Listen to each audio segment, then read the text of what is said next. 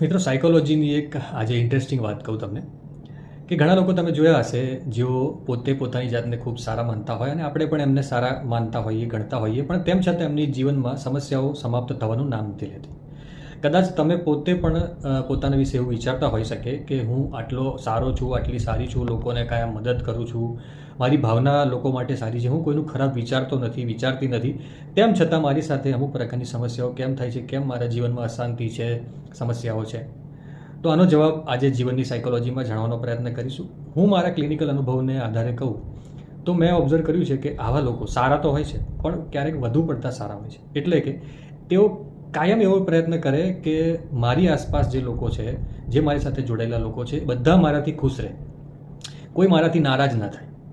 તેઓ ના કહેવામાં પણ અસક્ષમ હોય, એટલે કે કોઈને ના ન કહી શકે. જો એમની પાસે કોઈ મદદ માટે આવે તો એ પોતાનું કામ બગાડીને, પોતાનો સમય બગાડીને કે પોતાને તકલીફ હોય તેમ છતાં બી કોમ્પ્રોમાઇઝ કરીને પણ એ સામેવાળાને મદદ કરવાનો પ્રયત્ન કરે, કાયમ એમના માટે અવેલેબલ રહે. એ કાયમ એવો પ્રયત્ન એવો કરે કે હું હંમેશા સામેવાળાને પહેલી પ્રાયોરિટી આપું, પોતાની જાતને પાછળ રાખે. તો આવા લોકો મોટે ભાગે આ વસ્તુથી પીડાશે, કારણ કે એમની સેલ્ફ વર્થ એક કાયમ બહારની દુનિયા એટલે બીજા લોકો પર ટકેલી રહેશે. જો લોકો મને સારી કહેશે, લોકો મને સારો કહેશે તો હું સારું. જો લોકો મારા વિશે ખરાબ વાત કરે કે ઉતરતી વાત કરે તો એમને બિલકુલ પોસાય નહીં. એટલા માટે એ લોકો સતત પોતાની જાતને મારીને, પોતાની ખુશીઓને મારીને કાયમ બીજાને ખુશ રાખવાનો પ્રયત્ન કરે.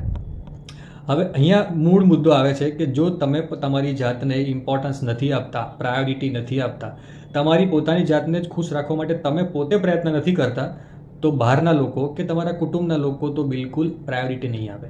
તમે અનુભવ્યું જ હશે કે તમને રિસ્પેક્ટ જેટલું જોઈએ એ પ્રમાણમાં નહીં મળે. કેમ નહીં મળે?